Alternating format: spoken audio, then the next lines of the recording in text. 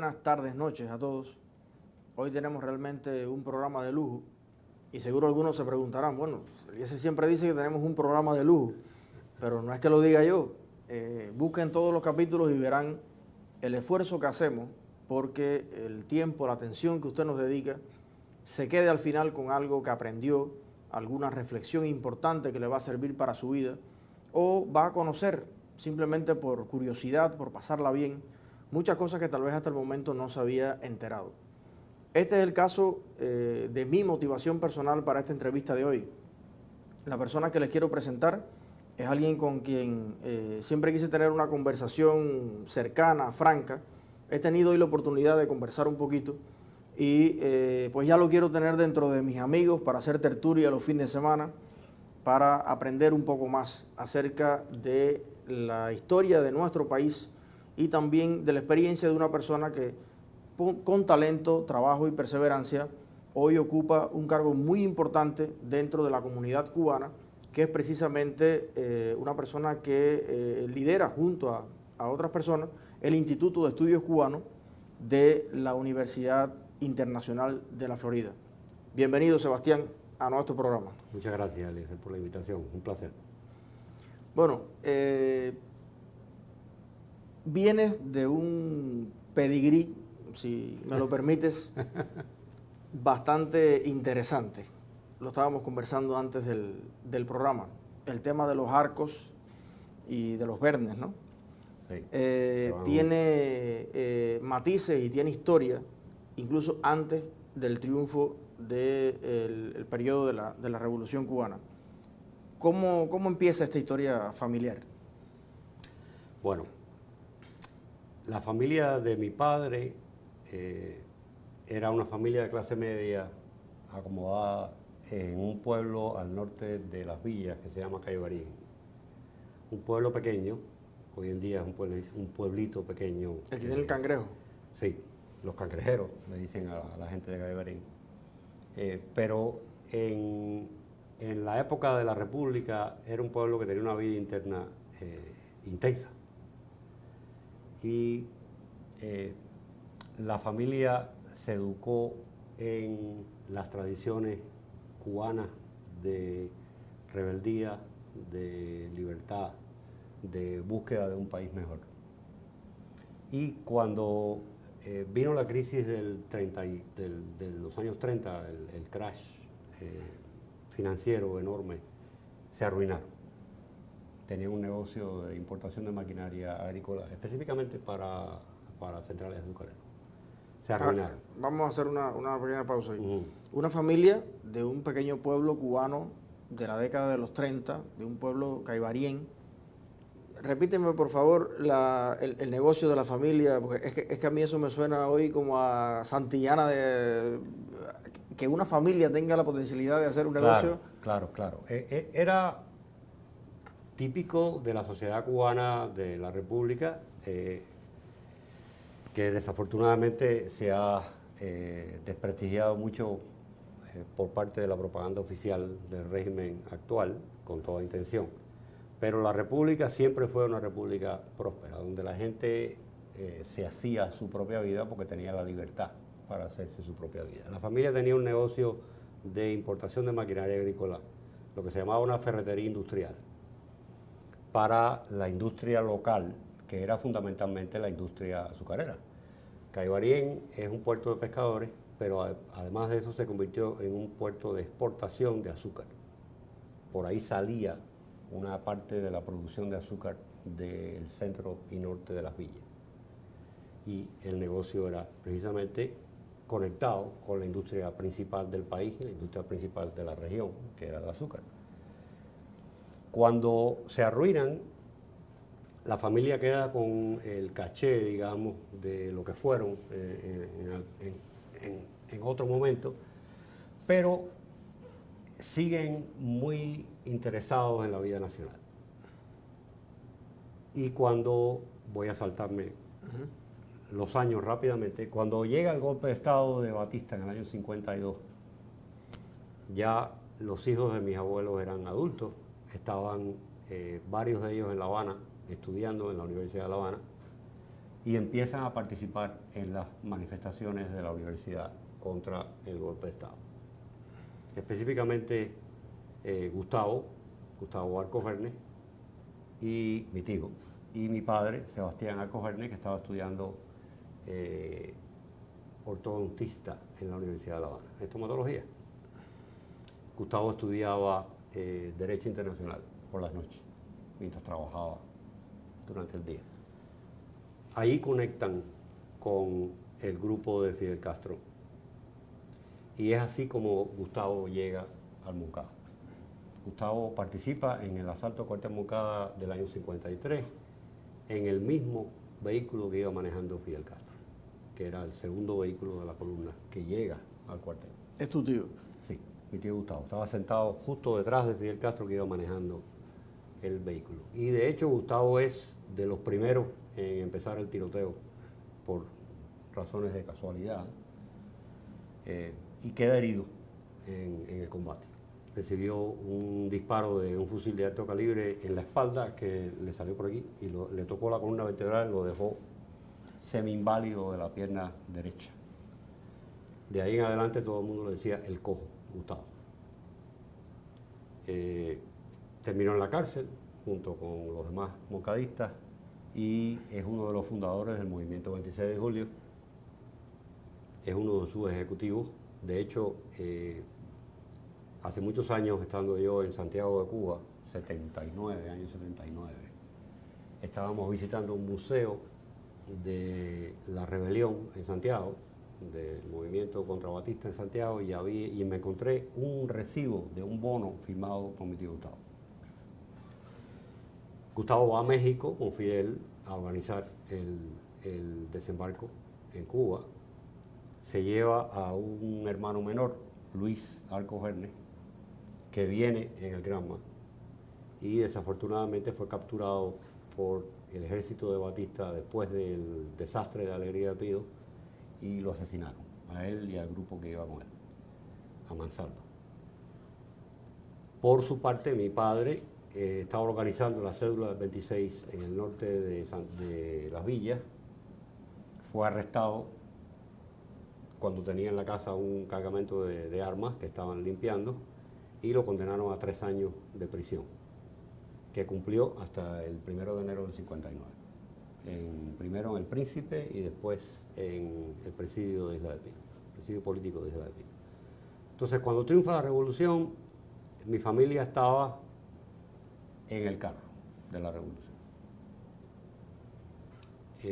Gustavo inmediatamente forma parte del núcleo de gobierno. A mi padre inmediatamente le empiezan a asignar cargos, como se hacía en aquella época, que era de manera completamente arbitraria. Lo hacen capitán de retaguardia de la Marina de Guerra, padre no tenía ningún entrenamiento militar, pero como era médico lo hacen capitán de retaguardia, médico de retaguardia. Fue también brevemente en el Ministerio de Recuperación de Bienes, que fue el ministerio que se creó para manejar las propiedades de los aliados de la dictadura batistiana que se habían ido del país. Y después estuvo aún más brevemente en el Ministerio de Hacienda, que era el Ministerio de Finanzas de Cuba, hasta que fue disuelto por el Che Guevara, porque no hacía falta un Ministerio de Hacienda en Cuba. El Che Guevara tenía sus planes de abolir el dinero, etc. Ni Gustavo ni mi padre eran marxistas, pero Gustavo sobre todo, menos todavía. Gustavo tenía una formación intelectual más sólida que la de mi padre. Fue un estudioso de la historia y conocía muy bien la historia de lo que estaba sucediendo del otro lado del telón de acero en Europa.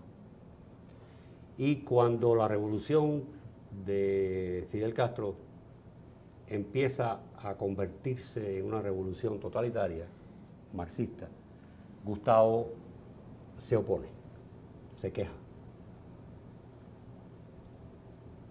Era Gustavo en aquel momento embajador de Cuba en Bélgica, Dinamarca y Luxemburgo. Y regresa a Cuba en el año 64 después de haber visitado algunos de los países del otro lado del telón de acero. más convencido todavía de que era un error la alianza con la Unión Soviética y el viraje a un modelo marxista de sociedad.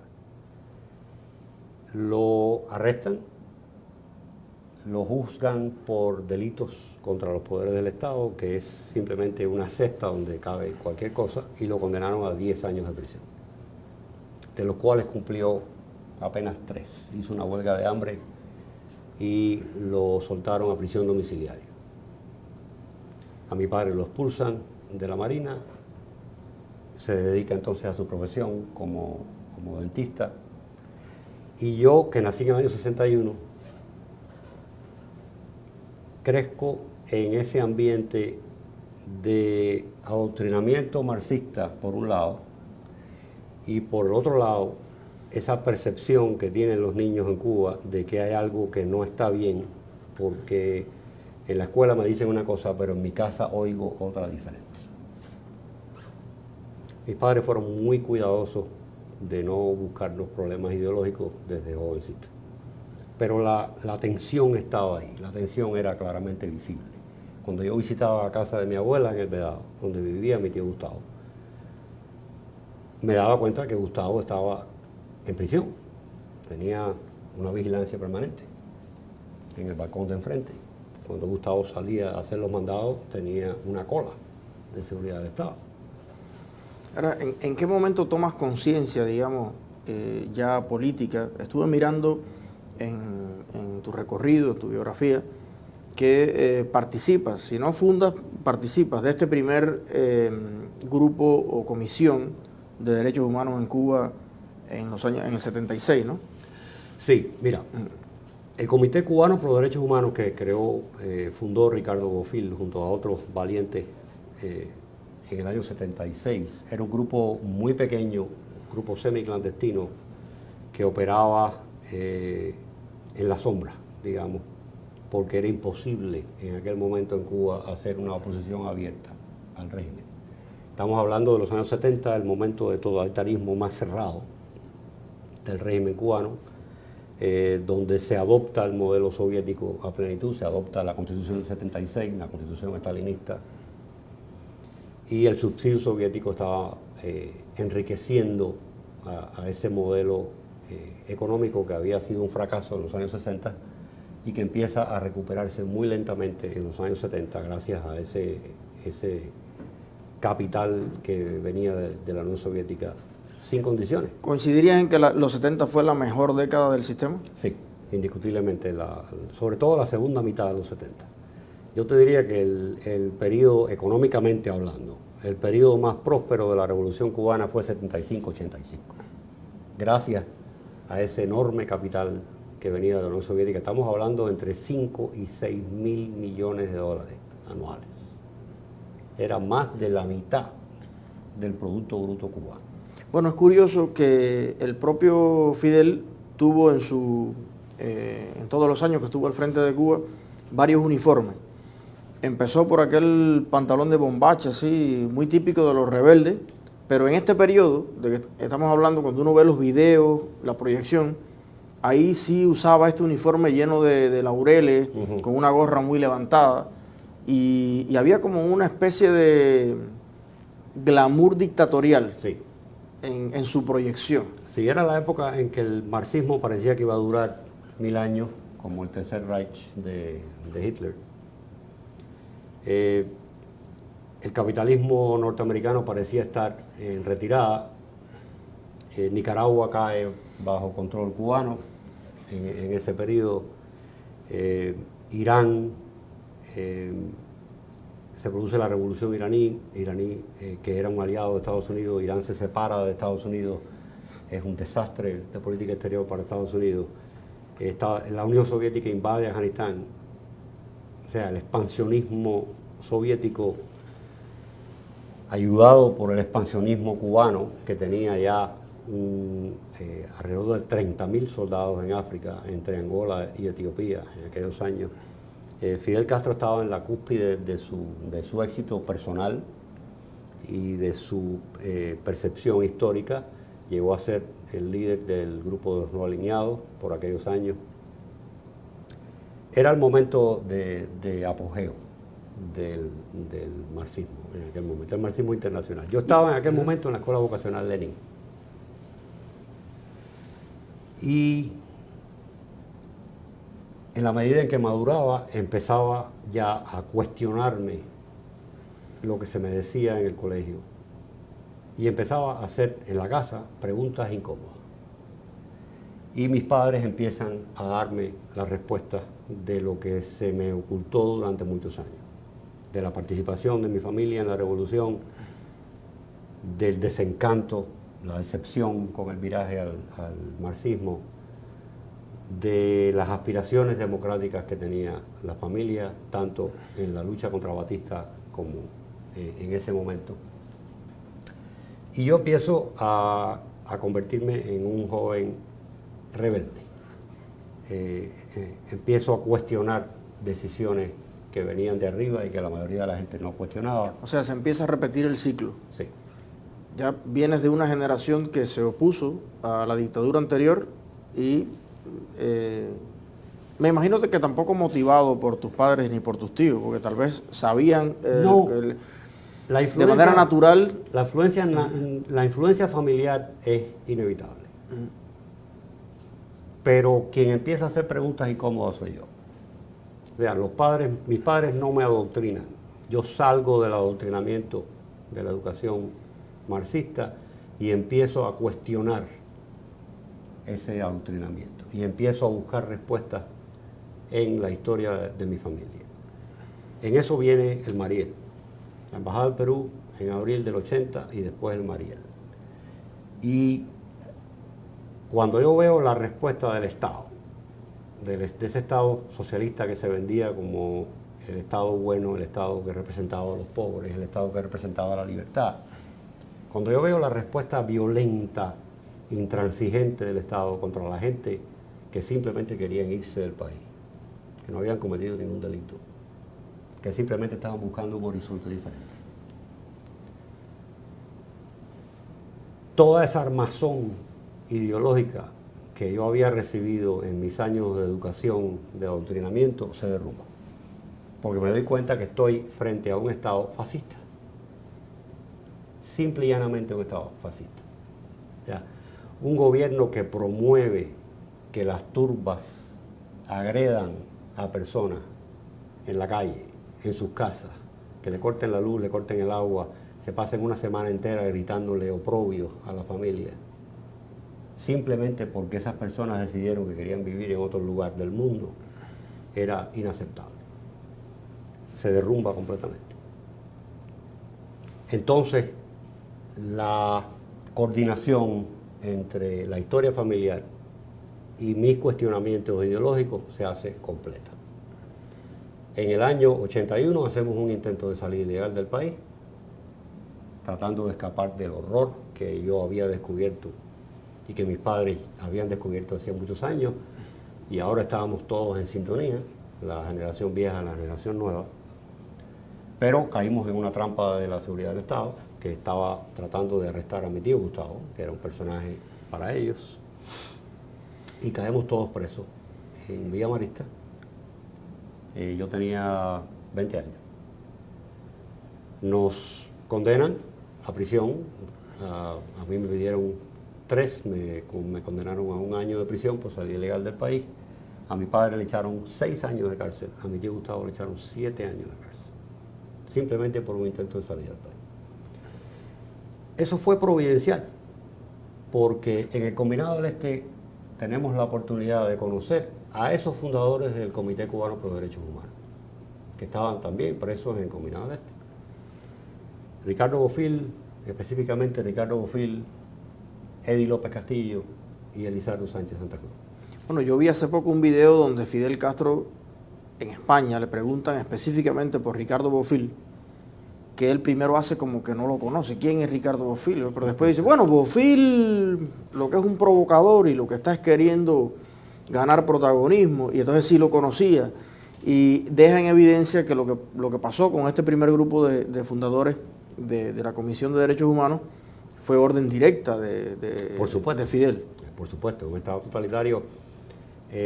Brevemente, el origen de Bofill y Eddie López y Elizardo Sánchez vienen del antiguo Partido Comunista Cubano, antes de que Fidel llegara al poder. O sea, eran marxistas por educación y caen presos, acusados de conspirar contra el gobierno de Fidel Castro en el año 68, un caso conocido como la microfracción, ese tipo de lenguaje que usa Fidel Castro para designar a sus oponentes, siempre son microgrupos. Grupúsculos, oposición de sofá, o sea, esa es la manera que él tiene de clasificar a su oposición, porque en su percepción absolutista de sí mismo, él ve que es imposible oponerse a un régimen como el que él encabeza, que únicamente un loco, una minoría de locos pueden enfrentarse a ese régimen. Caen presos, crean el comité en el año 76, caen presos de nuevo, y ahí se produce la intersección de mi familia, la mía personal, con este grupo. Cuando mi padre sale de prisión en el año 87, él y yo nos sumamos ya activamente al Comité Cubano por los Derechos Humanos. Mi tío sale al año siguiente y Bofill lo nombra vicepresidente del comité. En el año 88 hay una visita de un grupo especial de trabajo de las Naciones Unidas a Cuba, que sesionó en el Hotel Comodoro en Miramar, con la intención de verificar el estado de los derechos humanos en Cuba, y el comité organiza una serie de paneles donde se presentan las violaciones institucionalizadas de los derechos humanos por el régimen cubano en la Constitución. Y eso logra presentarse allí en Cuba. Allí, en Cuba. Me imagino que fue una patada. Bajo la mirada atenta de la seguridad del Estado. El concepto del comité, que es un concepto elaborado por Ricardo y que fue adoptado por todos nosotros, era un concepto bien simple. No estamos haciendo nada ilegal, estamos simplemente promoviendo la idea del respeto a los derechos del individuo, y por lo tanto lo vamos a hacer de manera abierta, a cara descubierta, frente al Estado. No estamos proponiendo una rebelión armada, no estamos conspirando con ningún grupo armado, estamos simplemente diciendo: este es un régimen dictatorial, es un régimen ilegítimo que tiene que respetar los derechos del individuo. El resultado de esa visita fue un informe de 400 páginas, demoledor. En ese informe hay un escrito mío sobre cómo se violaba la Declaración Universal de Derechos Humanos en el sistema educacional de Cuba. Yo era el estudiante del grupo. En aquel momento, por supuesto, me habían expulsado de la Universidad de La Habana ya hacía unos cuantos años. Pero ahí empieza mi etapa de activismo político, en el año 88, abiertamente. Y empiezan los actos de repudio, empieza la persecución oficial. Me costó muchísimo trabajo encontrar un empleo. Después que salgo de la prisión, conseguí un empleo limpiando tanques de peces en un centro de exportación cerca de Santiago de Las Vegas, perdón. Y así, en ese lugar trabajé hasta que me fui de Cuba en el año 92. Fueron años de persecución, años en que uno no sabía si cuando te despertabas al otro día ibas a estar en la casa o ibas a estar en la cárcel otra vez. A mí me llama mucho la atención, Sebastián, tu historia, en el sentido de que la seguridad del Estado a mí me ha repetido tantas veces: tú no sirves para nada. Qué lástima que una sociedad tenga personas como tú y como los que andan contigo, y como Joanny Sánchez y como Reinaldo Escobar, y como son una lacra de la sociedad. Ustedes no aportan nada, ustedes, o sea, todo el tiempo te repiten nada, tú eres nada, ¿no? Claro. Y ver a una persona que pasa por este proceso y llega a un país completamente distinto y logra forjarse un prestigio, logra dirigir o ser dirigente de una institución prestigiosa como la que tú diriges dentro de una universidad tan prestigiosa como la FIU, en ese plano no puedo evitar que me venga a la cabeza la pérdida que esto significa a nivel intelectual, a nivel profesional para nuestro país, porque está demostrado que sí éramos algo. Y sí teníamos capacidades, valor. Es que es exactamente lo contrario de lo que te decía la seguridad del Estado.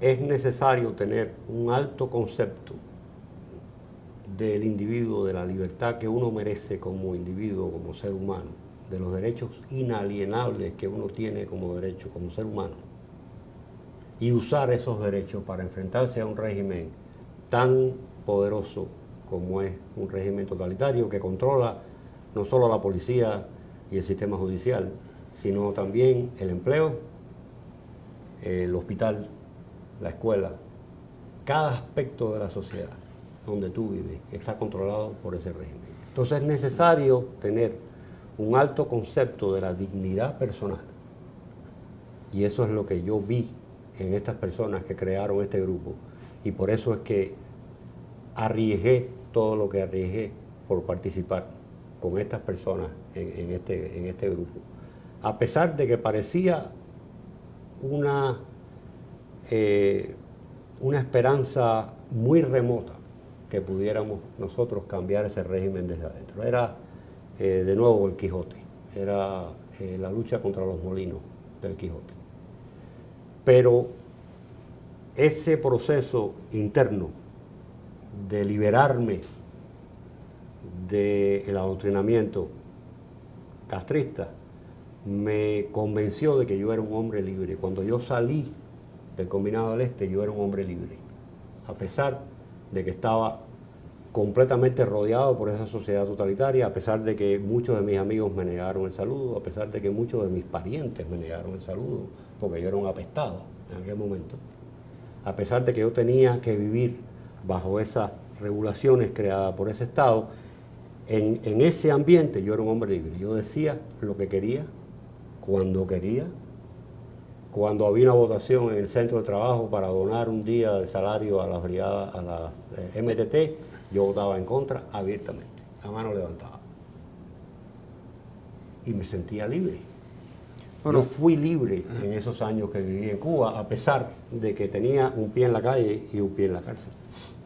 Y yo te quiero agradecer también, siempre cuando encuentro un cubano que tiene una historia como la tuya, como joven me siento en deuda, porque yo he hecho lo que he podido en mis muy limitadas posibilidades, pero hay mucha gente que como yo y como muchos han donado los mejores años de su juventud a una causa que, recuerdo una frase que leí en algún libro, decía: prefiero no ver la victoria, pero apoyar lo justo, que vivir victorioso estando del lado de la injusticia. Y creo que esa es una decisión de vida muy importante, de la cual antes o temprano vas a sentir orgullo. Sí. Quisiera hacer una pausa en este momento de la conversación, leer algunos comentarios de las redes y pasar a la segunda etapa, que es a tu obra profesional, y a hablar un poco del instituto y de las oportunidades que promueve en la mayor comprensión por parte de la sociedad norteamericana y por parte de la intelectualidad norteamericana de lo que sucede en Cuba, pero también a la inversa. Entonces vamos a ver si tenemos por aquí algunas preguntas, algunos comentarios. Tenemos saludos de Rolly Valdés, Raquel García, Luis Rolando, Alexei Cruz, Alberto Capiró dice: buenas noches, un saludo a todo el equipo.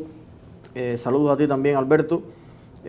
Bueno, cada vez que veo los saludos, las personas, me doy cuenta de que hay mucha gente que va cogiendo un sentido de pertenencia con nuestro programa, y me da mucha satisfacción porque precisamente esto es un grupo de amigos que queremos pasarla bien descubriendo nuevos talentos cubanos, pero también aprendiendo de los talentos ya consolidados como nuestro invitado de hoy.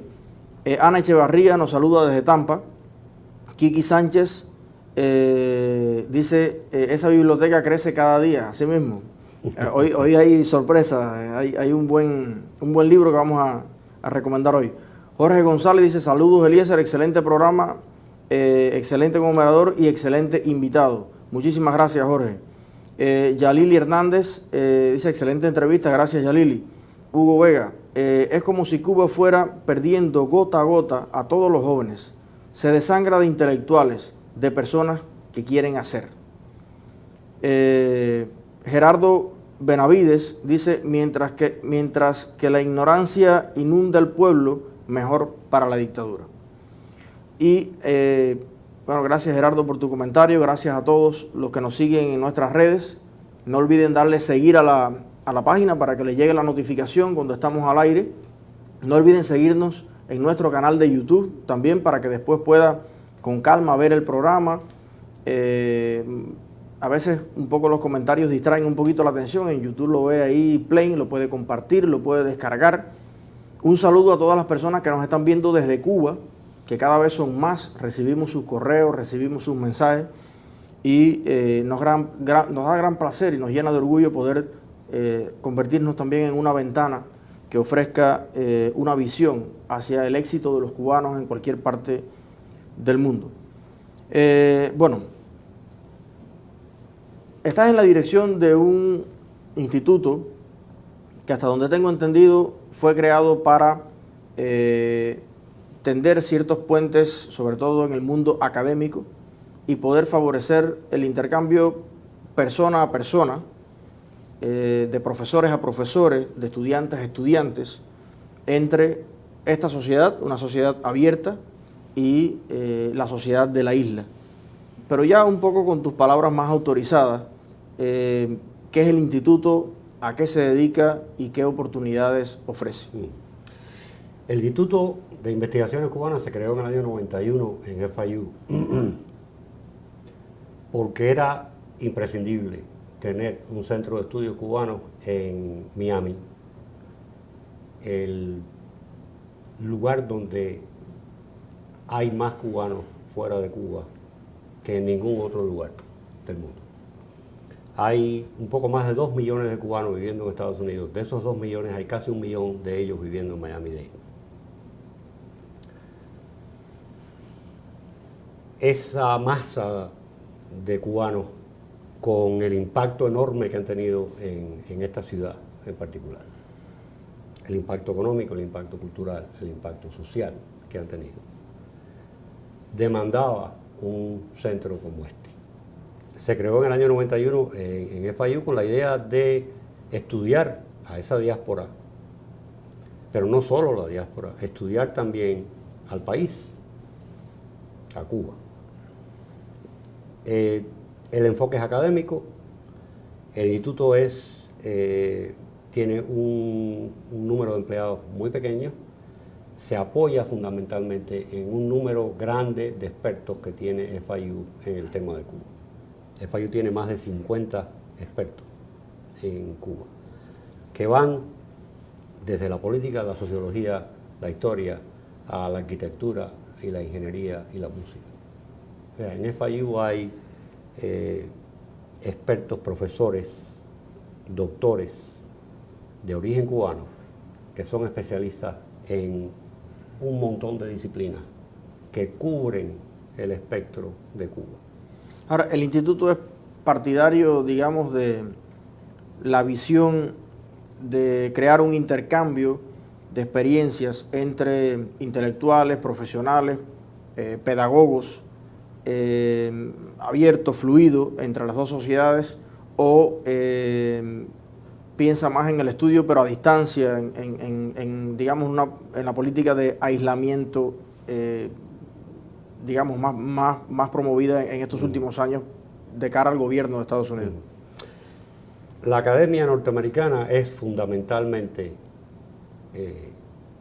un modelo abierto de sociedad. La academia norteamericana cree en el libre flujo de información, cree en la libertad de expresión, fundamental. Ese es el principio la piedra angular de la Academia Norteamericana es la libertad de expresión. La posibilidad de discutir cualquier tema de manera civilizada, de manera inteligente, respaldada por información legítima. En ese contexto, aunque en el momento en que se creó el instituto había muy poca posibilidad de fomentar un intercambio académico con Cuba, pero siempre está presente la idea de que cualquiera que tenga las credenciales académicas puede venir a presentar un punto de vista en ese ambiente respetuoso donde necesariamente se van a hacer preguntas incómodas. Pero algunos creen que traer profesores cubanos, profesores universitarios cubanos acá, alumnos, ejerce una especie de influencia a la inversa en esta sociedad. Y eso ha sido en algún momento motivo de tal vez de incomprensión, de crítica, Sí. En la que algunos han llegado a tildar al instituto como un nido de la izquierda o como cosas así que leí en algunos comentarios, aunque la gran mayoría reconoce el trabajo que ha hecho el instituto. ¿Cómo han lidiado con esto?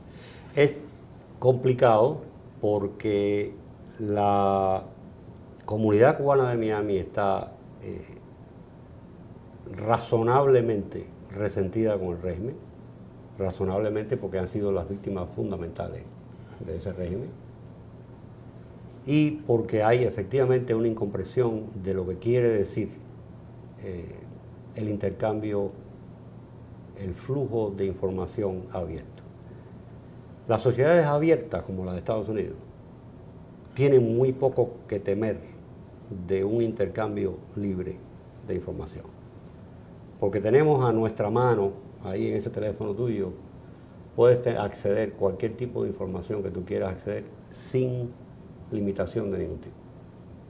Sin embargo, las sociedades totalitarias como la que existe en Cuba hoy son sociedades cerradas, son sociedades que existen porque controlan la información. Entonces, parte de la misión académica de una sociedad abierta es crear, llevar la información completa, veraz, a esas sociedades cerradas. Cuando el instituto invita a alguien de Cuba a hacer una presentación sobre botánica, lo hemos tenido, sobre demografía, lo hemos tenido, sobre historia de las relaciones entre Cuba y Estados Unidos, lo hemos tenido. No tememos que nuestros estudiantes vayan a ser influenciados por esas personas, porque esas personas vienen, en algunos casos, no en todos, hay personas que vienen con un historial académico legítimo, pero hay otros que son claramente agentes políticos del régimen. Esa información que ellos traen es tan pobre que hay muy pocas posibilidades de influenciar negativamente a los estudiantes de una sociedad abierta. Sin embargo, y esto ellos lo saben allá, es muy fácil influir a la gente joven o a las mentes abiertas en una sociedad cerrada, simplemente con el intercambio de información. Eso incluye, por supuesto, literatura, eso incluye el ejercicio mismo de la libertad de expresión en esta sociedad. Ahora, donde las personas que vienen acostumbrados a estar restringidos por un patrón ideológico se encuentran con una discusión abierta, donde hay personas que difieren y disienten de lo que ellos están diciendo, pero sin embargo hay otras que no, hay otras que están más cerca de ese punto de vista y se produce ese diálogo sin limitación ideológica y eso cambia más mentes.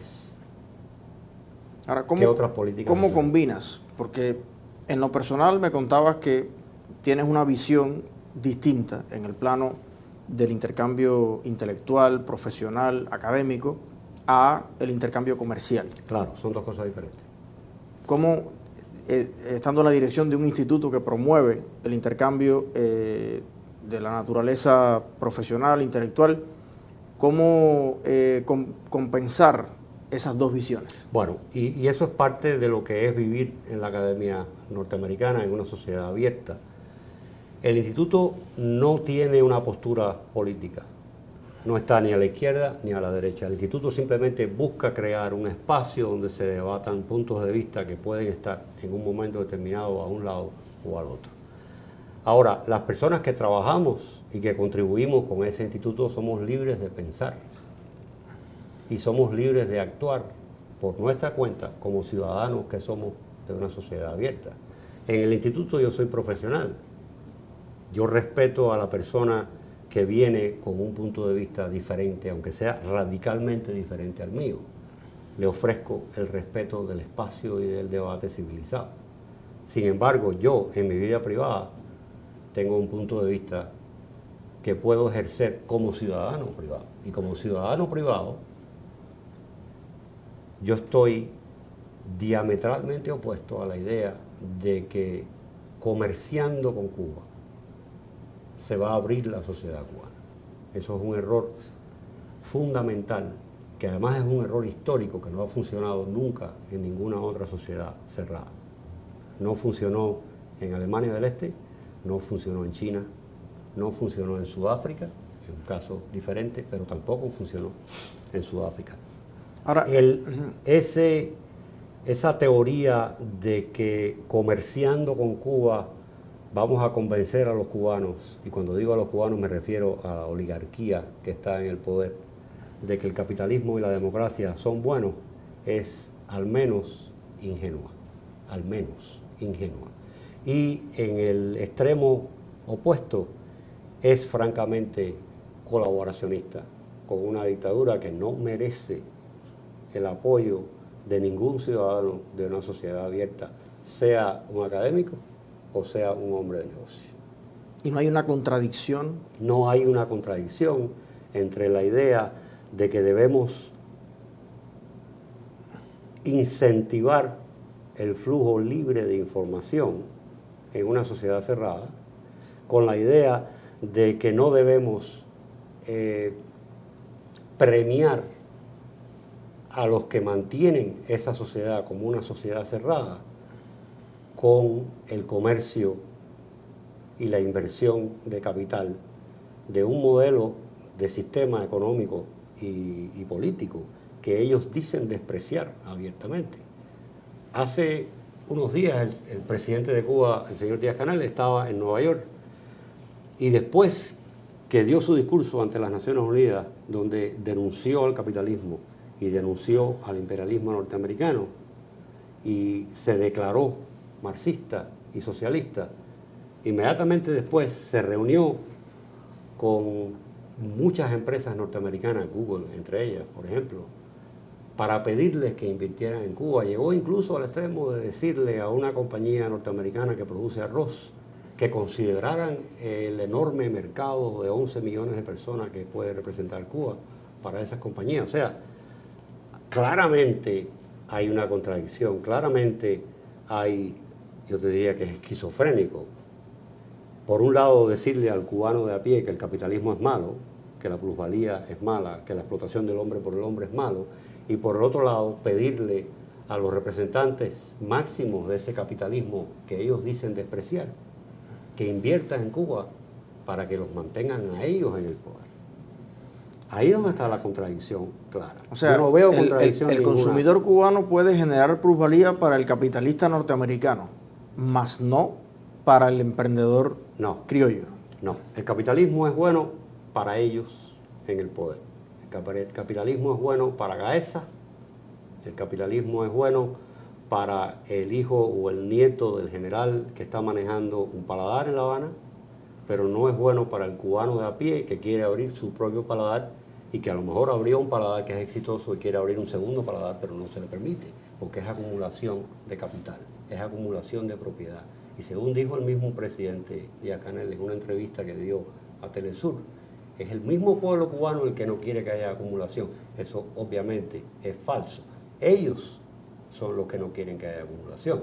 O sea, el capitalismo que ellos promueven es el capitalismo dickensiano, estoy hablando de Dickens del siglo XIX, el capitalismo decimonónico de la explotación del hombre por el hombre, el gobierno cubano envía a sus médicos a practicar la medicina en un país pobre de África o de América Latina, recibe una cantidad enorme de dinero de la Organización Mundial de la Salud, se queda con el 90% de ese dinero y le paga a ese médico cubano apenas un 10 o un 20% de salario.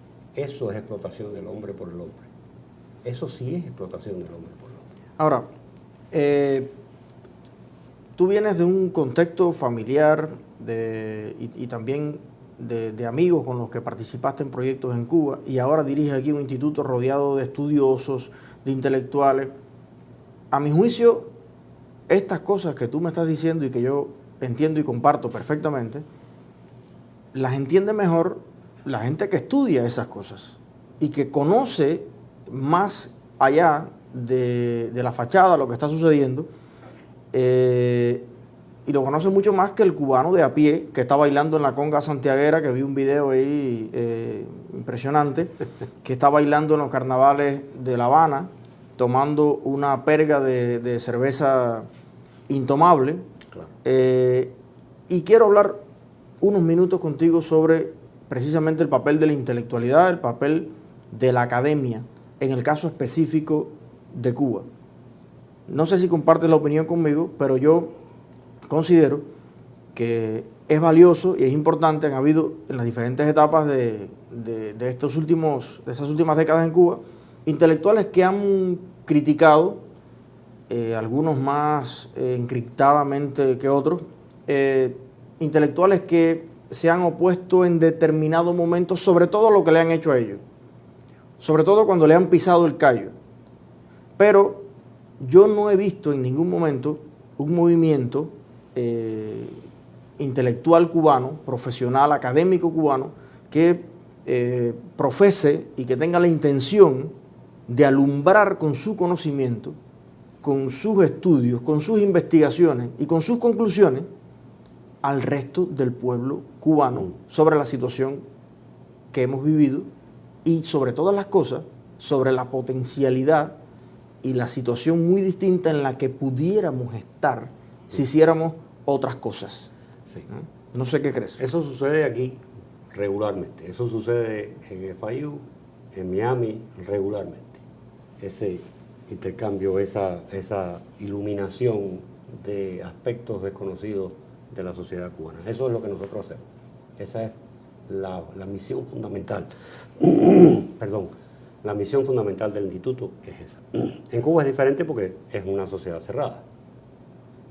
Lamentablemente, gran parte de la intelectualidad cubana se ha doblegado al régimen, siguiendo los parámetros que definió Fidel Castro en el año 61, cuando dijo, dentro de la revolución todo, fuera de la revolución nada. Y hay excepciones, y ha habido siempre y habrá excepciones valiosas de personas que se enfrentan y pagan las consecuencias de ese enfrentamiento. Las consecuencias, como tú sabes, como yo sé, son altas a pagar. Ahora, lo que he notado últimamente con este flujo de personas que van y vienen de Cuba es que efectivamente hay una intelectualidad que está empezando a separarse de ese modelo de intelectual orgánico que crea la revolución, que solamente critica al Estado cuando se trata de criticar que el camión de las papas llegó tarde o que el transporte está malo. La burocracia. Y no critican el meollo de la situación, que es que tenemos un gobierno incompetente e intolerante hace 60 años. Pero hay algo, el último escalón es la crítica en la labor intelectual, el discernimiento, o también el intelectual participa activamente en una sociedad en la construcción del otro modelo. Esa es la participación del intelectual. El intelectual se define en una sociedad abierta como esa persona que es crítica del status quo. ¿Pero no propone nada? Aquí en Estados Unidos sí, por supuesto que se propone, constantemente se propone en películas, se propone en música, se propone en literatura. Constantemente en una sociedad abierta los intelectuales están proponiendo maneras diferentes de hacer las cosas. Bueno, en Cuba no sucede. Dicen que los intelectuales son malos políticos, me han dicho en algunos lugares. Sin Sí, embargo, los intelectuales están más allá. Pero hay ejemplos de países, y algunos de ellos han hecho transiciones a la democracia a partir de un sistema totalitario comunista, sí, de las más exitosas del mundo, donde precisamente un grupo de intelectuales ha liderado ese proceso. Correcto, y estás hablando de Checoslovaquia, que es el ejemplo que habíamos discutido fuera del aire, pero en Cuba, en una sociedad cerrada, es muy difícil, hay un costo muy alto de enfrentarse abiertamente al régimen, y por eso es que tú ves este grupo de intelectuales orgánicos, Silvio Rodríguez, por ejemplo, el ejemplo típico del intelectual orgánico, que puede que critique la censura de alguien en un caso específico, pero no critica la censura como tal. Y este otro grupo de estudiosos, como por ejemplo Triana, el economista, Berleni, y que sobre todo en el campo de la economía, ellos le han dado conferencias hasta al Minin, y cuando uno los ve y ve lo que están diciendo, dice, caramba, pero eso es lo mismo que estoy diciendo yo también, pero ¿por qué se lo dejan decir a él? Eso es otro tema diferente, porque el régimen, sobre todo en los últimos 10 años, ha estado tratando de presentar una imagen de tolerancia hacia el mundo para atraer ese capital que ellos necesitan para mantenerse en el poder, precisamente. Una imagen de tolerancia que no es real, al final no es real, porque cuando los intelectuales, como hacen los intelectuales en todas partes, empiezan a empujar los límites de la censura del Estado, se tropiezan con la parte dura del Estado, que dice, hasta aquí llegaste. Y o terminan en la cárcel, como el Sexto, o terminan en el exilio, porque al final no les queda más remedio. Entonces, ahí se crea un estado intermedio de intelectualidad contestataria que existe hoy en Cuba, de personas que critican ciertos aspectos negativos de la sociedad totalitaria, pero no se atreven, o quizás no se han dado cuenta de que hay que criticar el modelo totalitario como tal, para poder entonces resolver todos esos otros problemas que ellos critican y que no son resultado de una mala aplicación del sistema, sino simplemente resultado de una buena aplicación del sistema. El sistema no funciona, el sistema es incompetente, el sistema es intolerante. Y entonces, todas las intolerancias que se viven en Cuba todos los días no son resultado de un funcionario extremista, no, es el resultado del modelo. Sí, porque si no, tendríamos que pensar que ese funcionario extremista tenía un primo en Polonia, un primo en República Checa, un primo en... o sea, en todos lados donde se aplica el sistema, qué casualidad que nos encontramos con el mismo tipo de, exacto, de burócratas, ¿no? El mismo modelo de sociedad se ha, vamos a decir, probado en sociedades diferentes, de culturas diferentes, idiomas diferentes, religiones diferentes, y en todas partes da el mismo resultado. Es una sociedad intolerante, es una sociedad incompetente, es una sociedad incapaz de crear libertad y de crear riqueza. Bueno, me recordaste un chiste tragicómico que hace Alexei Gámez, un amigo mío. ¿Sabes que todo el mundo dice, oye, el café es malo para la úlcera? Y, no, el café es buenísimo para la úlcera, la pone así. La hace prosperar. Exacto. Entonces tú dices, bueno, el comunismo como que palea la desigualdad del esto, lo otro. No. La aplicación exacta del comunismo, o sea, la centralización del Estado, la abolición de la iniciativa propia, todo eso, no, engorda eso de una manera, promueve de una manera tremenda la desigualdad. Lo que la desigualdad no entre el emprendedor y el trabajador, o entre el rico y el pobre, la desigualdad entre el que tiene el poder, exacto, político y el que no lo tiene. Nadie que sea honesto puede decir que en Cuba no hay desigualdad, o que en Cuba no ha habido desigualdad. Incluso en ese periodo de los años 70, en que quizás si aplicaban el modelo Gini de Naciones Unidas, que define y mide la desigualdad, quizás en los años 70 era donde menos desigualdad había.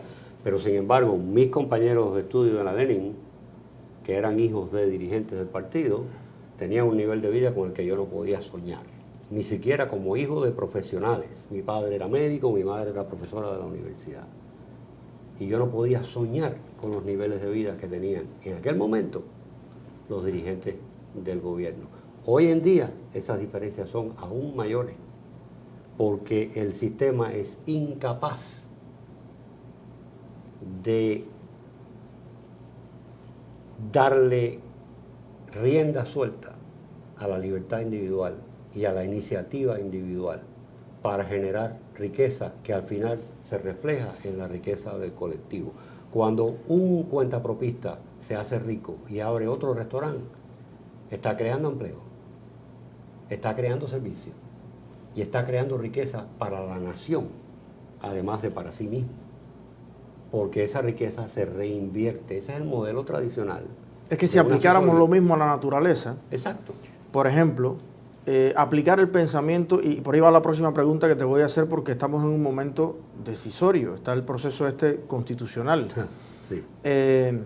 Si aplicáramos, así lo veo yo, el modelo comunista, el modelo fidelista, raulista, canelista, a todo en la naturaleza en Cuba, les exigiríamos a una puerca que para un solo puerquito, una mata de naranja que para una sola naranja, una mata de mango que solo dé un solo mango. Porque imagínate, si da 100 mangos, entonces esa mata es próspera y puede alimentar más personas. Y si la puerca pare 15 puerquitos, entonces imagínate, son probablemente 10 toneladas de carne al final que se pueden repartir entre más personas. Y yo veo al emprendedor en mi visión política, pero también en el inmenso respeto que le tengo, porque yo he sido emprendedor y sé el trabajo que da, el costo familiar, humano, en tiempo, las canas que te salen para hacer un emprendimiento. Yo veo al emprendedor como ese cerdo, en el mejor sentido, o esa mata de mango, o esa mata de naranja, que es capaz también de procrear, de multiplicar la riqueza, pero multiplicando un método, multiplicando un estilo, una cultura, unas recetas que le puede haber enseñado por generaciones un abuelito de cómo hacer un zapato o de cómo hacer la caldosa de Quique y Marina. Entonces, por eso es que considero tan antinatural la propuesta del comunismo. Por supuesto que lo es. Fundamentalmente porque es contra natura, porque va contra la naturaleza humana. Le pedimos al trabajador que trabaje para los demás, no para sí mismo. Le pedimos que entregue la propiedad al colectivo y no que proteja la propiedad que es suya. Y por eso es que Cuba hoy se está cayendo a pedazos y en Cuba hoy no hay un vaso de leche para los niños o no hay malanga, por ejemplo. O desodorante o refresco. En fin, la lista es interminable. Lo único que hay que hacer es permitir la libertad de que el individuo ejerza su derecho inalienable de tomar la profesión que quiera, de trabajar en la dirección en la que quiera trabajar, dentro de los marcos legales, por supuesto, y permitir que esa persona triunfe si es que tiene la capacidad para triunfar, y no ponerle límites a ese triunfo. ¿Por qué el régimen cubano, si tiene interés en que prospere ese sector cuentapropista, en que ese sector cuentapropista contribuya con el crecimiento nacional, con la riqueza nacional, por qué se le ponen impuestos adicionales en la medida en que esa persona contrata más trabajadores?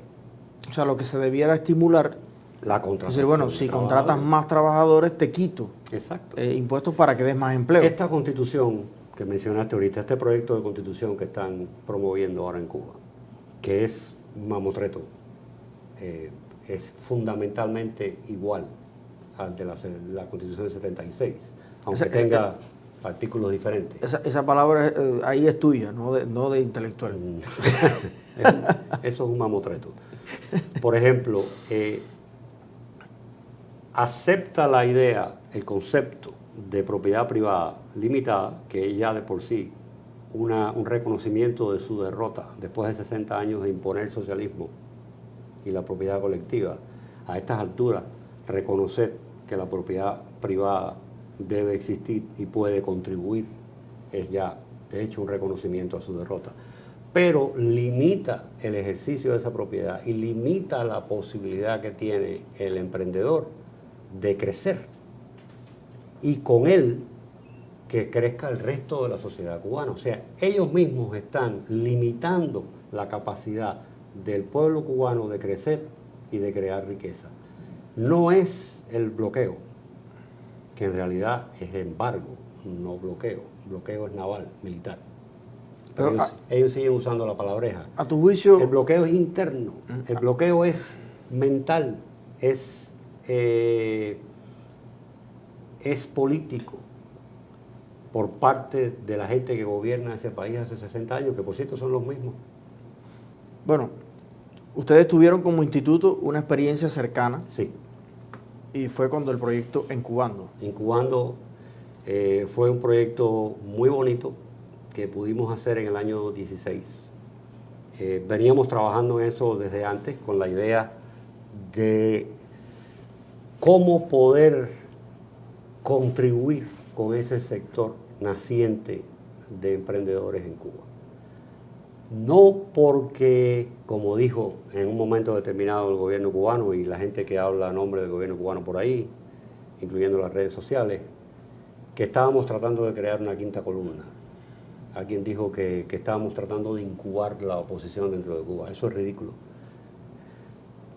Simplemente porque todos los países del mundo necesitan de un sector privado, sobre todo del sector pequeño, lo que se conoce como pymes en español, las empresas de mediana y pequeño y mediano tamaño, son la fuerza fundamental, la locomotora de las economías en todas partes del mundo. Y eso incluye la economía de Estados Unidos, que es la más grande. Sí, es que es impresionante. Sabes que estuve leyéndome el peso que tienen las empresas en la economía de los Estados Unidos. Las pequeñas y medianas empresas. Porque todo el mundo piensa tienen en Google, el 70%. Correcto.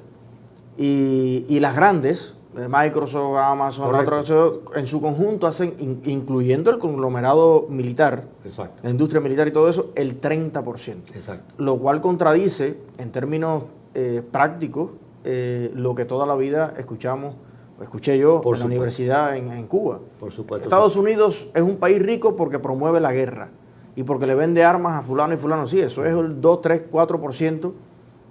Como una industria al fin, porque, que provee eso, pero el 70%, y cuando vamos a la generación de empleos, nos damos cuenta que es exactamente la inmensa mayoría de los puestos de trabajo de calidad en los Estados Unidos las crean las pymes. Exacto, también. así como tú mides en el empleo qué proporción del empleo está generado por el sector privado y qué proporción del empleo está generado por el Estado, o sea, la parte pública, que no produce, sino que consume.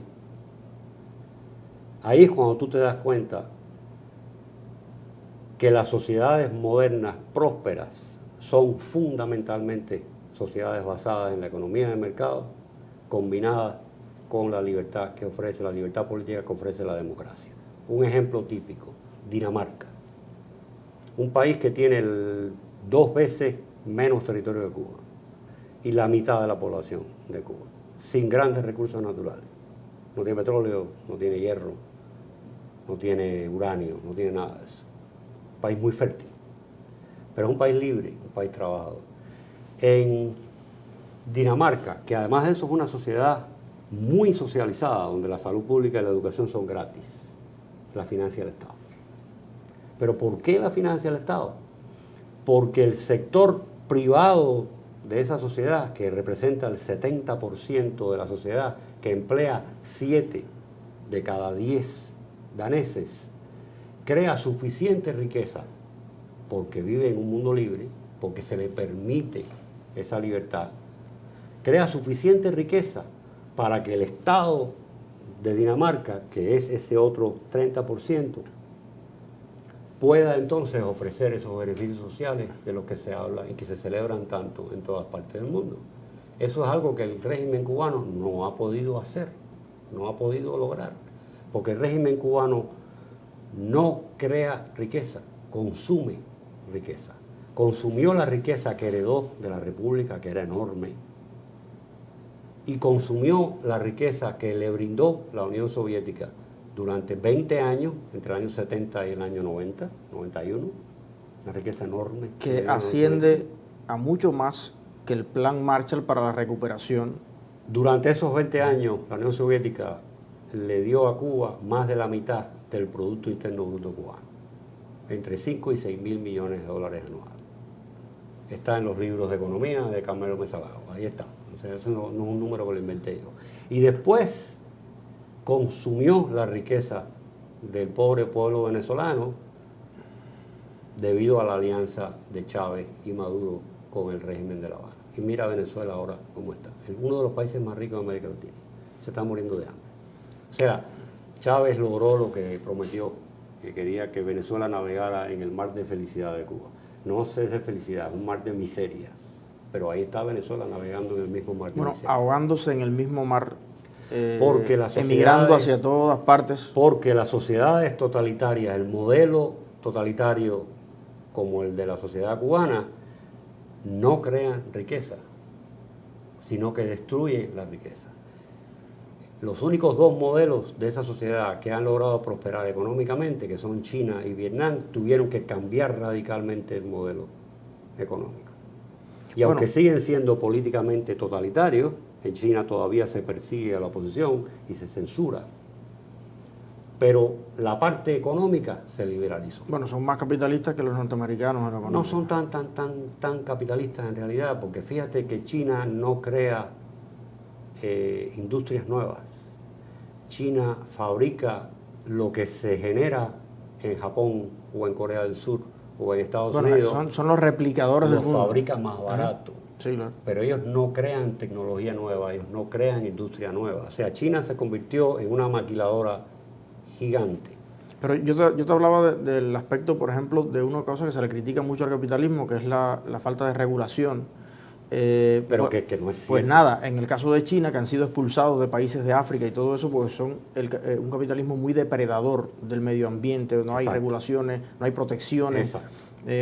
Cosas porque no es una sociedad abierta, es una sociedad que permite cierto desarrollo del capital privado, permite, en esto está más adelantado que los cubanos, permiten que el empresario se haga millonario, ellos no tienen obstáculos en ese sentido. De hecho, Deng Xiaoping dijo una vez que con tal de evitar que 100 chinos manejaran Mercedes, Mao Zedong había obligado a 1.000 millones de chinos a andar en bicicleta y que él quería lograr que todos esos chinos anduvieran en Mercedes. O sea, la idea es liberar las fuerzas productivas, para usar el lenguaje marxista, liberar las fuerzas productivas, permitir la propiedad privada de los medios de producción, que hoy en Cuba están todos en manos del Estado, fundamentalmente el 90% están en manos del Estado. Y está en la Constitución, por cierto, en el proyecto de nueva Constitución, que el Estado sigue siendo el dueño de todos los medios fundamentales de producción. Sebastián, hemos llegado hace ya un ratico a la hora de entrevista y yo me quedo con ganas de conversar más o menos como 5 horas más. Y no hablamos de incubando, no terminamos de hablar de incubando, desafortunadamente. A final de cada mes, nosotros hacemos una especie de tertulia con todos los invitados del mes y del mes anterior y desde el primer día que empezó el programa. Yo pienso que cuando llevemos un año, vamos a reunir al foro más grande de empresarios, de intelectuales, de actores, de directores, de actrices. O sea, vamos a tener probablemente una muestra de lo mejor que ha dado Cuba y reunido en un lugar. No sabemos qué vamos a hacer con eso. Y te propongo continuar la conversación, que nos faltó mucho. Yo te iba a preguntar también sobre la labor del instituto hacia acá, que la comunidad de Miami, qué eventos, qué cosas puede hacer. Y quiero darte unos minutos para eso, porque es importante desde el punto de vista pragmático. Sí. Porque conversé con varias personas y algunos no sabían de la existencia del instituto o cómo puede la comunidad cubana beneficiarse de las actividades del instituto. Incluso cómo puede la comunidad cubana o empresarios cubanos cooperar con el instituto si es que se puede. Por supuesto. Entonces, con esta pregunta cerramos por hoy, aunque si estuviéramos en televisión ya nos hubieran cortado hace rato. Pero esta es la libertad que nos da una herramienta como Internet, que si nos pasamos unos minuticos, pues bueno, Pepe no nos corta la cabeza. No nos cortan, no vienen los anuncios. Mira, el instituto funciona fundamentalmente para beneficio de esta comunidad, porque estamos aquí, estamos en un país libre, estamos a unas horas, a unos minutos manejando de FIU. El instituto organiza más de 70 eventos cada año. Esos eventos incluyen charlas con personalidades de la oposición de Cuba. Tú has estado en una de esas charlas. Tuvimos a Giovanni Sánchez, hemos tenido a Guillermo Fariña, hemos tenido a Antonio Rodiles, en fin. La comunidad se beneficia oyéndolos a ustedes hablar de la realidad cubana de hoy desde adentro. Tenemos charlas históricas, hoy tuvimos una a mediodía sobre la Inquisición en Cuba en la época colonial. Tenemos charlas eminentemente políticas sobre modelos económicos, sobre demografía, por ejemplo. Invitamos al director del Centro Demográfico de Cuba, que vino aquí y dio una charla sobre la crisis demográfica que enfrenta la nación cubana. Independientemente de políticas, hay una crisis demográfica en Cuba. ¿Y cómo se entera la comunidad de estas actividades? Las personas que nos fácil. Están viendo, ¿a dónde se pueden dirigir? Muy fácil. Estamos online. Las siglas en inglés del instituto es CRI.edu, de educación. Ahí pueden ver todo lo que estamos haciendo online. Tenemos una lista grande de personas que reciben nuestros emails todas las semanas anunciando los eventos que vienen. Tenemos un concierto a fin de año que es de música cubana, lo hacemos todos los años, hace 14 años. ¿Se toca reggaetón ahí también? No, estamos más bien en la onda más clásica. Chía, por ejemplo, tuvo un concierto fabuloso hace un par de años. Este año tenemos a 2 pianistas cubano-americanos nacidos aquí que tocan a 2 manos, 2 pianos de cola, música tradicional cubana, pero con un toque moderno, de modernidad. Va a ser muy interesante. Como te dije, 70 eventos culturales, políticos, académicos, todos los años, abiertos al público, gratis. Somos una universidad pública, no cobramos la entrada, el parqueo desafortunadamente sí, hay que cobrarlo, porque no hay espacio de parqueo. Invitamos a la comunidad a que vaya, nos apoyamos en la comunidad para cumplir la misión que tenemos, y la manera en que la comunidad puede contribuir es primero asistiendo, participando, preguntando, haciendo preguntas incómodas, porque la idea es esa, que no hay ningún tema tabú, que no hay nada que esté prohibido por ninguna ideología, por ninguna política, por ninguna policía, para crear ese flujo de información libre que es fundamental a la academia norteamericana y que es fundamental a toda sociedad abierta. Y finalmente, el empresario cubano que quiera contribuir con eso, les recomiendo que nos contacte inmediatamente, porque estamos ahora trabajando con un proyecto que llamamos Casa Cuba, que va a incluir todas las actividades cubanas de FIU, que incluyen, por supuesto, lo que hace el instituto, pero además de eso, las colecciones de la biblioteca, las colecciones del museo, los expertos que tenemos en todos estos temas, arquitectura, etcétera, etcétera. Y hace falta construirle una casa a Casa Cuba, y esa casa va a costar plata, y hace falta esa plata para levantar la casa y para que la casa crezca, y que la casa sea el espacio para que la comunidad se encuentre, la comunidad de aquí, pero también la comunidad de allá, los que quieran venir y participar de ese espacio libre, sin imponer reglas, sin policía política, están invitados a participar. Bueno, a mí me queda agradecerte mucho que hayas venido a nuestro modesto espacio y pedirte que nos cuentes ¿qué nos trajiste hoy para leer? ¿Qué les recomiendas a todos los jóvenes cubanos, a todos nuestros seguidores que te están viendo desde aquí y desde Cuba? Hoy traje un libro que para mí es querido. Lo enseño a la cámara para que la cámara lo vea. Este señor que está aquí, Václav Havel, en cubano, es como se dice Václav Havel, fue el líder disidente de la antigua Checoslovaquia comunista en los años 70. Era un dramaturgo ya reconocido en Praga y es un hombre... Una especie de, se va a hacer un paralelo, era como un Padura en Praga. No, Padura escribe novelas, este hombre escribía obras de teatro. Oh, ya. No, es para ver si embullamos a Padura. Sí, bueno, y a diferencia de Padura, Havel se enfrentó abiertamente y frontalmente al régimen y dejó de criticar los defectos secundarios del régimen y criticó la esencia del régimen.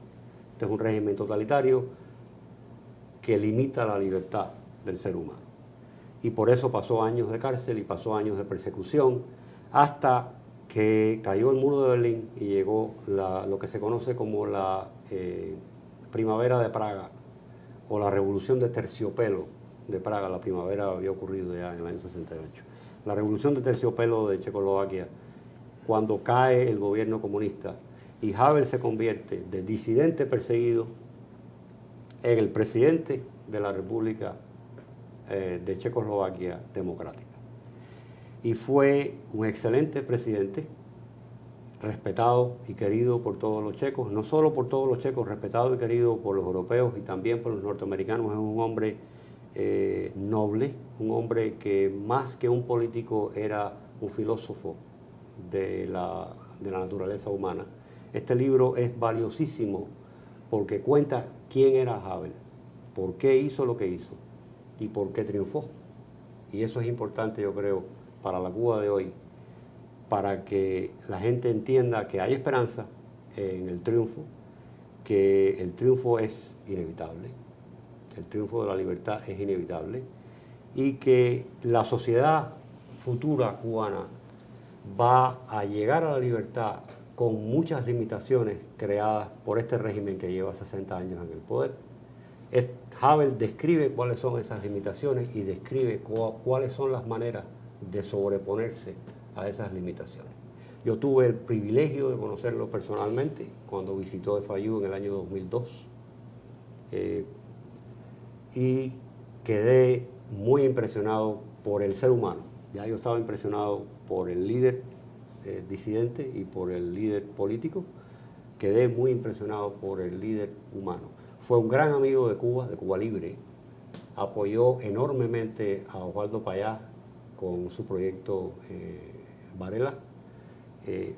Fue un aliado hasta su muerte hace unos años de la idea de una Cuba libre, de la idea de que Cuba tenía que tener una transformación como la que sufrió Checoslovaquia. Del capitalismo, del marxismo rígido, intolerante, a la democracia y el capitalismo abierto y libre para todos. Bueno, muchísimas gracias. Yo tenía otro libro sobre la transición checa, algo así, de la sociedad, sociedad abierta, cerrada, la sociedad abierta, algo así. Pero no había tenido la oportunidad de leer algo sobre la vida y la historia personal del protagonista fundamental de esa transición. Así que te lo agradezco mucho y se lo recomiendo a todas las personas que nos están mirando, seguramente en Amazon o en alguna librería lo pueden buscar en internet. Es la lectura que nos recomienda hoy alguien que ha sido asesor del Departamento de Estado, ha participado y ha asesorado también el Comité de Derechos Humanos de las Naciones Unidas y todavía se mantiene en la lucha creando oportunidades, intercambio de información para que la verdad y las ideas puedan seguir fluyendo y alumbrando mentes. Quiero leer algunos comentarios más de la red. Oseomar Peña bueno, nos saluda Gio A. López desde Atlanta. Dice Ciro Cuartel, recuerdo con mucho agrado la única vez que hablé con Sebastián en la FIU, muy atento y amable, igual que mi amigo Gustavo Arco, con quien estudié Historia del Arte. Luis Cruz, saludos desde Tampa, muy buen trabajo de tu parte, felicidades Eliezer, gracias Luis. Esther María González, aquí estamos borrando el adoctrinamiento y nutriendo el cerebro. Gracias Esther María. Bianca Isabel, muy interesante entrevista, gracias Eliezer, este señor es una joya. Eliezer, para mí lo mejor que hemos visto, gracias, mucho conocimiento hay ahí, digno de ser escuchado. Gracias Bianca Isabel. Héctor Ana Machado dice, así se habla, este hombre sí que suena. A lo mejor alguien sugiere que las personas que van a hacer el concierto de piano también un poquito tiren unos acordes de ese tema clásico Bajanda, no sé si lo has escuchado. No. ¿No? Búscalo. Eso, lo último que está sonando en el ambiente cubano. Muy pegajoso, por cierto. Dice Yuret Rosales, nada que ver con Manny García. Oye, se ponen... Estas son las personas que vale la pena escuchar y ahí está la clave del éxito. Michael Toimil, muy buen debate, gracias. Abraham Ramírez, este señor sí que sabe lo que habla. Hugo Vega, famoso, muy buena interpretación de la realidad cubana. Yailí, estamos muy agradecidos de Eliezer y su equipo de trabajo. Estas entrevistas nos educan, nos motivan, gracias. Juan Morales, qué buen programa el de hoy. César, muy buen contenido, gracias Eliezer. Hace falta que estos conceptos lleguen al pueblo cubano. Les quiero agradecer a todos profundamente que a pesar de que no seamos tanto en un inicio, sí seamos fieles y seamos todos seguidores de esta red, de esta comunidad de cubanos que nos estamos consolidando, nos estamos uniendo, nos estamos conociendo y algo muy grande y muy bueno va a salir de esta unión que podemos hacer empresarios, intelectuales, académicos, cubanos de a pie, por el futuro de nuestro país. Quiero agradecerle también a Osorio Impact Windows, que es uno de nuestros patrocinadores, también a Mauri Design. Ya usted sabe, si quiere poner los mejores cristales para su casa, que literalmente, el otro día me lo enseñaron en un video, no le entran ni las balas, ya ni los tsunamis, han creado, no sé si estás al tanto, que el vidrio siempre lo vimos como algo frágil. Bueno, ya la ciencia del mundo libre ha creado ventanas, mientras en Cuba, cada vez que pasa un huracán, le lleva todos los techos y le vuelven a dar teja infinita, o sea, cartón con chapapote, y le vuelve a llevar, y volvemos a hacer un acto con el partido entregando a una viejita las mismas planchas que le va a llevar el nuevo ciclón. En el mundo donde la ciencia libre también puede innovar, crear, pues se ha creado un tipo de cristales que le llaman cristales de alto impacto, que vi un video el otro día de los cristales que pone Osorio, uno de los muchachos que patrocina este programa, que había unos ladrones que querían entrar a una casa y le daban con un pico, le daban con piedra, le daban con todo, No pueden. y no se rompe. No. Esos son los cristales que pone Osorio, que aparte lo hace a un precio tremendamente razonable, así que si usted está pensando hacer alguna remodelación, pues piense en Osorio, que puede tener la solución a este problema. FIU tiene un centro de pruebas de tecnología contra huracanes, que se llama la pared de viento, que genera un viento como el de un ciclón. Se puede regular, categoría 1, categoría 2, categoría 3, categoría 4, y entonces se prueban las tecnologías modernas de construcción para ver hasta dónde pueden resistir y cómo se pueden mejorar. Podemos llevar a Osorio con los cristales para allá para que le aplique la fuerza. Y por otro lado, si ya usted tiene una casa y quiere que su casa sea única y hacer realidad este eslogan que tiene Amaury Design, que es convertir lo ordinario en extraordinario. No sé si has visto ese programa, pero te lo recomiendo. Aquí lo entrevistamos. Amaury, que los primeros negocios de él fueron alquilar piojos para evitar las escuelas del campo en Cuba, vender el orine de una tía diabética para que le dieran dieta a la gente. Tenía camellos en el Sahara. La historia famosa del cubano de los camellos del Sahara es Amaury, que es patrocinador de este programa. Nosotros trabajamos a nivel de boutique, es con joyas todo el tiempo. Ahí está el espíritu emprendedor del cubano. Exacto. Y Amaury tiene la única compañía en el mundo, se busca en Google y yo no encuentro más ninguno, que es un decorador especializado en puertas de garaje. Él llega a un condominio, coge una puerta de garaje que todas son blancas o todas son tal, y cuando hace esa puerta con una botonadura, escudos, cosas bien senior, bien elegante, resulta que el vecino cuando pasa en el carro, enseguida llama a Mauri y le dice, no, pero yo quiero tener una, porque ahora la mía se ve fea. Claro. Y a veces se mete años para salir de un condominio. Así que muchísimas gracias a Mauri por crear tanta belleza y por ser parte de este proyecto también y hacer posible que conozcamos a tantos cubanos emprendedores y valiosos. Gracias de nuevo, Sebastián. Este es tu espacio. Se nos quedaron varios temas en el tintero. Estuve viendo en los comentarios que hay varias preguntas, mucha curiosidad por el instituto.